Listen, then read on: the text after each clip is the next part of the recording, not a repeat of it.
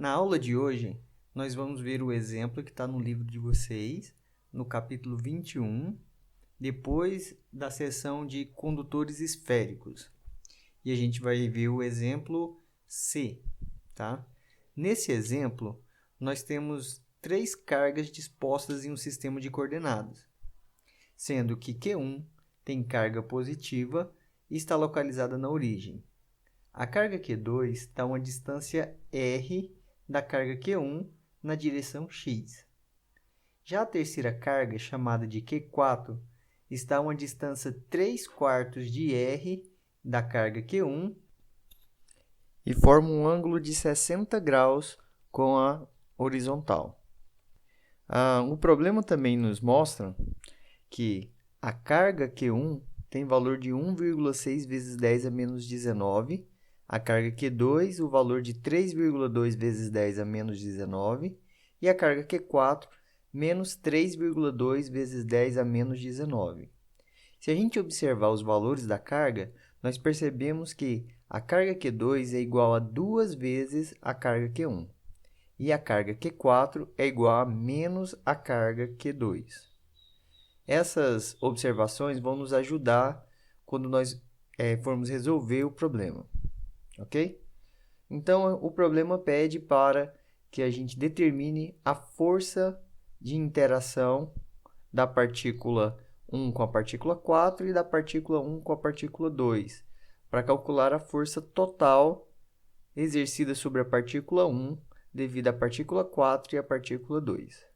Então, escrevendo a superposição de forças, eu tenho que a força total sobre a partícula 1 é igual à força sobre a partícula 4 mais a força sobre a partícula 2. Agora, nós temos que calcular cada uma das forças separadamente. Então, vou iniciar pela força que a partícula 4 faz sobre a partícula 1. Ela é igual a K Q4 vezes Q1 dividido por o módulo ao quadrado da distância entre 4 e 1 vezes o vetor 4, 1 dividido pelo módulo do vetor 4, 1. Tá? E pela a força que 2 exerce 1, a escrita é muito semelhante, a gente só vai substituir o 4 por 2.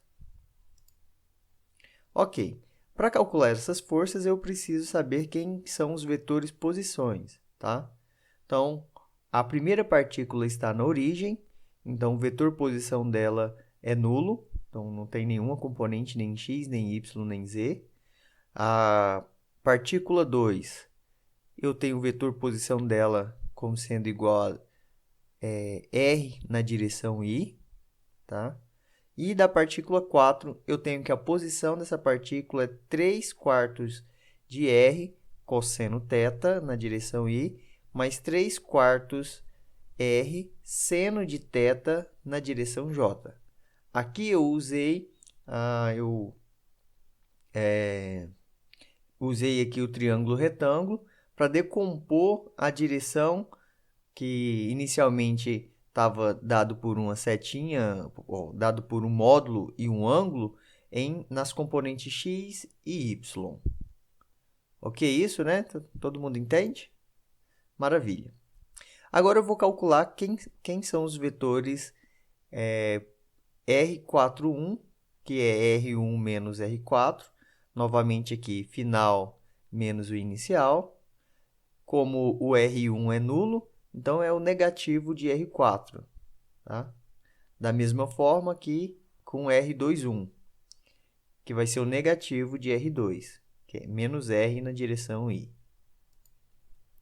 Calculando o módulo, essa parte aqui nós vamos fazer só para vocês verem que vai dar a mesma coisa, porque aqui nós já sabemos que o módulo do vetor R41 é 3/4 de R. Mas calculando ele da forma tradicional, eu tenho que componente x ao quadrado mais a componente y ao quadrado.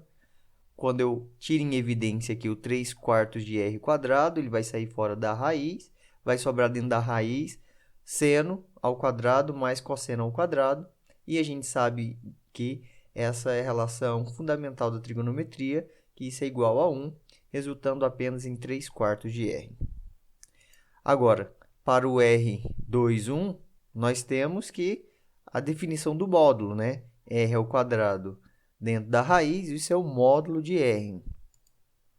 Escrevendo a força 4,1, nós temos que substituir aqui quem é o módulo ao quadrado de R41 e o vetor correspondente. Percebam, quando eu divido o vetor R41 pelo seu módulo, o 3/4 de R aqui vai se cancelar, ficando apenas o cosseno de I menos o cosseno de J. Ok? Vamos cancelar e vai sobrar apenas essa forma. Então, guardem aí, anotem ela guardadinha aí, que a gente vai precisar dela no final, tá? Fazendo o mesmo procedimento para F21, eu tenho a minha expressão para a força F21. Agora, essa força vai estar apenas na direção X, tá? E a expressão final para F21 é dada por essa equação, tá bom? Então, fazendo a força total que age sobre a partícula 1, eu tenho F41, aquela expressão que a gente obteve anteriormente, e eu tenho F21 somando aqui. Agora eu vou somar as duas componentes na direção X e as componentes na direção Y, e vou obter esse resultado.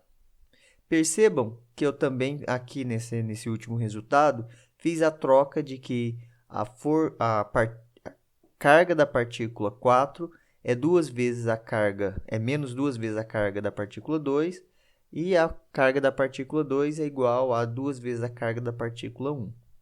Então, isso simplifica na hora de você colocar na calculadora, ok? Agora, a gente precisa colocar este resultado aqui na calculadora, colocar os valores, substituir os valores, para a gente determinar qual é a componente X e qual é a componente Y da força total que age sobre a partícula 1. Tá? Agora, colocando na calculadora, com cuidado, muito cuidado na hora de colocar os números, na hora de colocar os expoentes. Então, tome muito cuidado para vocês não errarem a continha, tá? Então, eu tenho aqui que a força está menos 1,8 na direção I e mais 17,7 na direção Y. Isso vezes 10 a menos 25 newtons, tá? Isso é muito pequeno, essa forcinha aí. E a gente pode desenhar aqui, vetorialmente, como estaria, qual a direção dessa força aí, para vocês verem representado, né? Então, eu fiz aqui o eixo X, o eixo Y e representei a direção dessa força aí. Ok? Se tiverem alguma dúvida na aula, no encontro presencial, a gente sana essas dúvidas. Então, até a próxima e valeu!